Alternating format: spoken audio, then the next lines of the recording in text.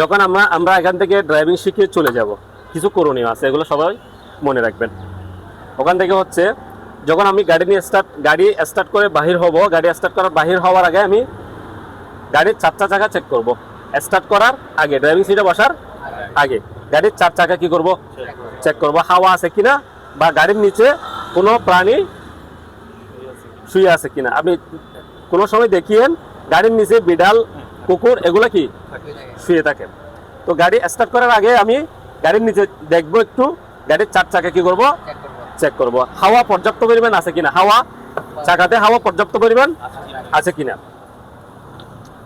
এরপরে বোনেট খুলে রেডিয়েটরের পানি, প্রথমত রেডিয়েটরের পানি, ইঞ্জিন অয়েল কতটুকু চেক করব, এক পরিমাণ। রেডিয়েটর পানি কমলে দিতে হবে। আর বাদ বাকি যেটা বললাম, আপনার যেখানেই প্রবলেম সেখানে আপনার জিনিসগুলো কমবে, যে না হয় কমবে না, না হয় ঠিক থাকবে। আচ্ছা, এগুলো চেক করে ড্রাইভিং সিটে বসবো। ড্রাইভিং সিটে বসে আমি আমার ডকুমেন্টস আছে কিনা দেখবো। আগে গাড়িতে কি আছে কিনা দেখবো, ডকুমেন্টস আছে কিনা দেখবো।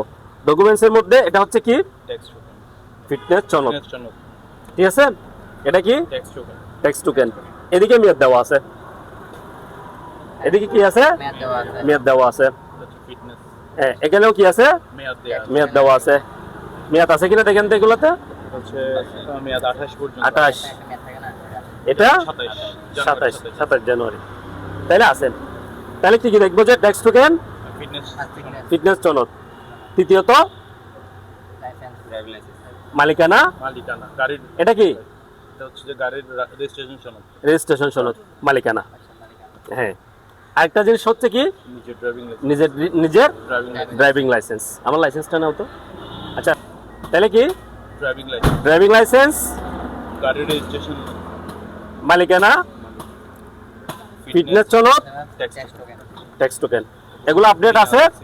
এরপর আমি গাড়ি চালানোর উপযোগী, সেটা গাড়ি তখন কি চালানোর উপযোগী। এরপরে গাড়িতে বসে এখানে আরেকটা জিনিস আমি এটাও রাখছি আপনাদেরকে দেখানোর জন্য। কখনো যদি কফি থাকে, অরিজিনাল কফির মতো থাকলেও, এগুলো থাকলে সার্জনের কাছে কি আপনি কি খাবেন, মামলা খাবেন। আপনাকে কি দেখতে হবে, অরিজিনাল গুলাই কি রাখতে হবে গাড়িতে সব সময়। হ্যাঁ, এখানের মধ্যে আরেকটা কথা আছে, ধরেন অনেকেরই স্মার্ট কার্ড আসতেছে না,